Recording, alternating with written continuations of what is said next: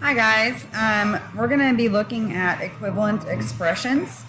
An equivalent expression is anything that is the same mathematically, but it may be written in a different form. So it's the same thing, but it just looks a little different on paper. And so an equivalent expression might be, as an example, 2 plus 2 is equivalent to 4. But of course, we're going to look at that with some variables. Don't mind the video game noise in the background. Okay, so if you'll look at your notes, the first example says equivalent expressions with the distributive property. We've used the distributive property before, and we're just basically reviewing that. So you can use the distributive property with any number of variables. That means you can have x, you can have y, you can have q, and you can have multiple variables, and you can use the distributive property. Remember that parentheses mean to multiply, and we are going to follow the order of operations PEMDAS. All right, so go ahead and open up your notes, and let's look at that first example. Okay, so this should be example 1.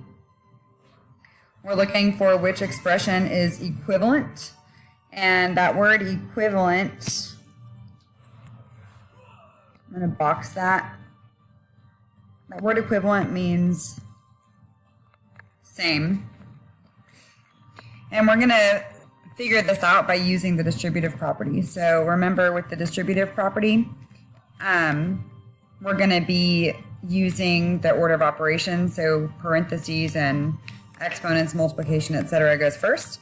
So I've got this number 3 here in front of parentheses. So I'm going to multiply the 3 to the x and multiply 3 times 3.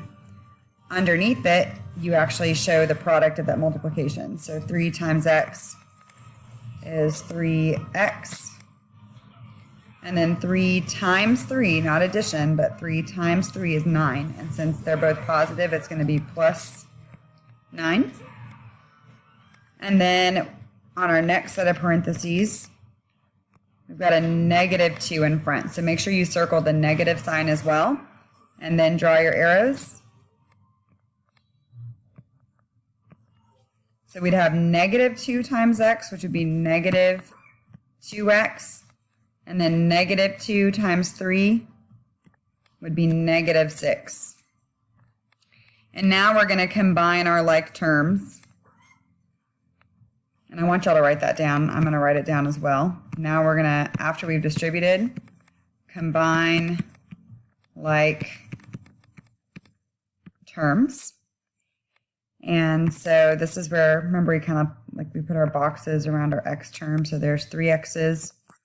There's negative 2 x's. So when we combine those, 3 minus 2 is 1x. And then we've got a positive 9 and a minus 6. Those are our constant terms because there's no variable attached to it. So 9 minus 6 is positive 3. So we've got 1x plus 3, which is going to be the same thing as letter F. So that would be our equivalent expression. Okay, so, oops, wrong screen. Now you're going to do some practice on Khan Academy to practice this. And please watch this video as many times as you need to. Raise your hand if you have any questions, and make sure you've taken all the notes that I took on the screen as well. But yeah, raise your hand if you need anything, and then go ahead and get started on the next screen, which will be some practice.